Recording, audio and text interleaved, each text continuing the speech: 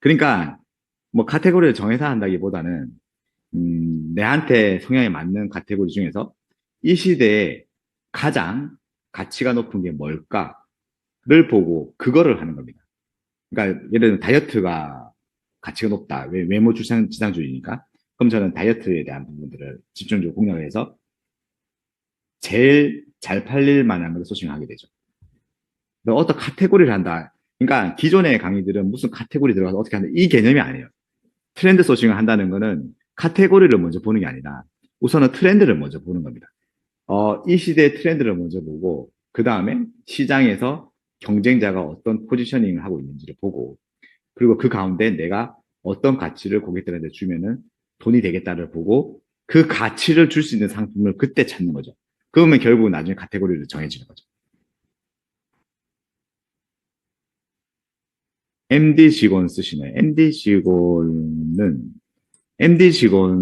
이제 외주는 있죠. 외부로 하는 MD 직원은 있지만 저 자체적으로 MD 직원을 쓰지 않습니다. 왜냐하면 무한 소싱이 아니기 때문에 제가 직접 트렌드를 분석해서 시장 상황을 봐야 되는데 직원분들은 사실은 그거를 보지 못하거든요. 그거는 오너가 해야 됩니다. 오너.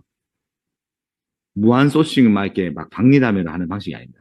하나만 소싱해서 그걸로 월을 억 벌자 이 마인드이기 때문에 아이패드님께서 이제 소싱 포기했는데 어느 정도까지 도와주시는 걸까요?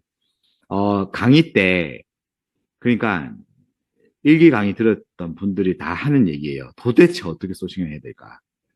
도대체 어떻게 해야 될까를 알려드립니다. 그러니까 진짜 1부터 알려드려요. 1부터. 자본주의 사고가 뭐냐? 그럼 자본주의 사고 봤으면 상위 1%를 봐야 되고 상위 1%만 보면 되냐? 그게 아니다. 또 여러 가지가 있다.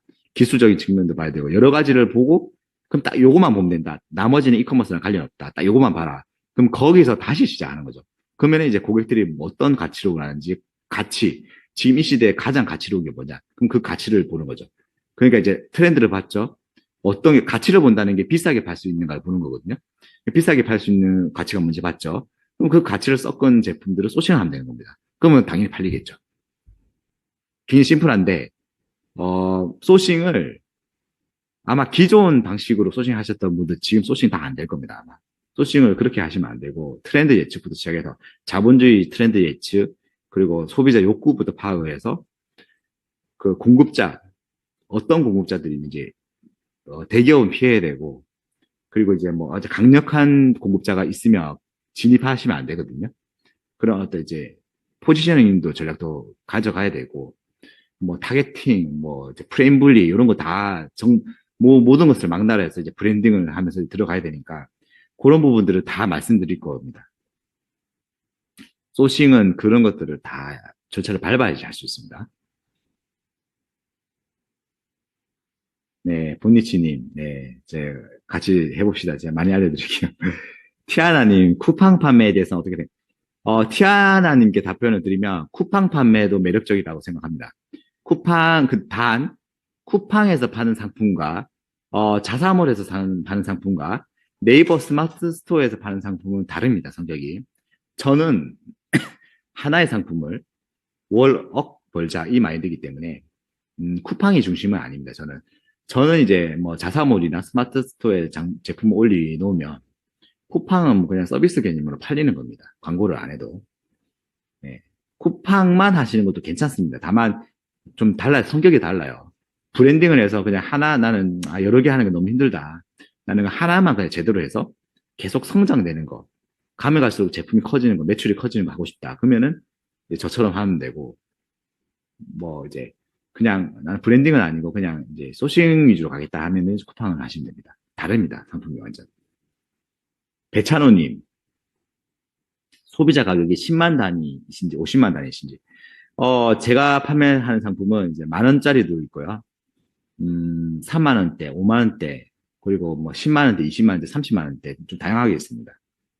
50만 원이 넘어가는 상품은 없어요. 제가 파는 것 중에서. 그러니까 50만 원이 넘어가는 상품을 브랜딩 하기는 쉽지가 않아요. 그거는 그냥 브랜딩을 하지 않고 소싱을 해서 위탁을 받아서 판매하는 건 가능한데 50만 원이 넘어가는 상품을 내가 브랜딩을 해서 떴는다? 이거 자본력이 이제 수억 원, 10억 원 이상 들어갑니다. 그래서 그거는 그 정도 규모로 하지는 않습니다. 1인 사업자가 할 수 있는 규모로 합니다. 정찬님 카드 결제, 아마 스마트 스토어에서 네이버페이로 아마 결제를 하시면 될 겁니다. 네이버페이로 하면, 정찬님은, 이거는 한번 뭐 방법 한번 찾아봅시다. 그 스태프분한테 말씀해 주시면, 아마 좀 방법 알려드릴 것 같습니다. 자, 사계절님께서 이제 상세 페이지가 결제하려는데 결제 안 되시는 분은 미리 스태프님한테 좀 사전에 말씀드리면 우선은 먼저 선착순에서 체크를 해 두겠습니다. 그래서 카드 결제를 할 수 있도록 제가 나중에 안내해 드릴게요. 확인해 보고. 자, 사계절님께서는 이제 상세 페이지가 구매에 많은 영향을 끼치나요? 질문 주셨는데, 음, 저는 상세 페이지가 아주 큰 영향을 끼친다고 주장하고 있습니다. 상품에 따라서는 상세 페이지가 영향을 안 미치는 상품이 있지만, 온라인 판매에 있어서는 내가 어떤 정보를 줌에 있어서 상세 페이지만큼 많은 정보를 줄 수 있는 항목이 없기 때문에, 그렇다고 해서 상세 페이지가 다가 아닙니다. 상세 페이지만으로 파시면 안 됩니다. 상세 페이지가 구매에 아주 큰 영향이 미치기 때문에 상세 페이지를 최선을 다해서 만드는 거 맞습니다. 그러나 마케팅, 깔아두기 마케팅, 장악 마케팅도 다 하셔야 됩니다. 검색만 하면 내 제품이 나오고 있고 브랜딩 하셔야 됩니다. 근데 돈을 그렇게 많이 들이고 하면 안 됩니다. 효율성 있게 검색만 하면 내 제품이 나오고 있고. 박님은 초기 자본이 어떻게 되나요? 저는 한 1,000만 원, 500에서 1,000만 원 있으면 할 수 있지 않을까 싶습니다. 그러니까 이제 돈이 하나도 없다. 그러면 위탁으로 하시면은 그냥 뭐 집에서만 한다. 그러면 돈이 필요 없겠죠. 그냥 그래도 책상은 사야 되니까 위탁으로 하신다. 그러면 그래도 마케팅을 좀 해야 되니까 뭐 한 몇백만 원 정도 있어야 되지 않을까요? 네. 실제로 그 수익 사례 보여주신 분 중에서 그 대학교 자퇴하신 분 있잖아요. 그분이 돈이 없어가지고 그분은 100% 위탁입니다. 100% 위탁으로 해서 월 1,000 이상 벌어가고 있습니다. 지금은 더 벌겠죠. 그때 저한테 얘기했을 때 5,000이었는데 지금은 더 많이 벌겠죠. 아직도 100% 위탁입니다. 어, 애프릴님께서 상표 등록 기간이 1년 이상이던데 그동안의 방어는 어떻게 하셨나요? 상표 등록 기간이 이게 정확하게 어떤 방어인지를 모르겠는데 혹시 그거 얘기하는 건가요? 이제 썸네일에서 상표를 얘기하는 건가요? 상표 등록 아니면 다른 분들 치고 들어오는 거 얘기하는 건가요? 기본적으로 이제 상표 등록을 한 1년 5개월, 6개월 정도 걸리고요. 아니면 빠른 상표 등록하면 한 5, 6개월 만에 되는데 상표 등록을 일단 해놓으면은 사람들이 기본적으로 안 치고 들어옵니다. 안 치고 들어오고 뭐 사실 저희가 뭐 방어 이런 개념이 없어요, 사실은. 쿠팡 생각하시면 안 되고 저희는 브랜딩을 하는 거기 때문에 방어라는 개념은 사실 거의 없어요. 상표 등록하면 그냥 저희는 하는 겁니다, 그냥. 그리고 상표권에 대해서는 웬만해서는 등록이 될 수도 있기 때문에 안 치고 들어옵니다. 괜히 어설프게 치고 들어오면 벌금을 물려야 되거든요. 이제 등록됐을 때. 누적이 됩니다. 자, 최정혜님께서 마케팅 업체나, 저 혹시나 제가 답변을 드렸는데 좀 부족하다 싶으면 다시 또 질문을 해주세요. 자, 최정혜님께서 마케팅 업체나 루트는 수강생분들께서 알려주시는 건가요? 수강생이 직접 최정혜님의 답변을 드리면 필요한 마케팅 업체를 다 연결시켜 드릴 겁니다.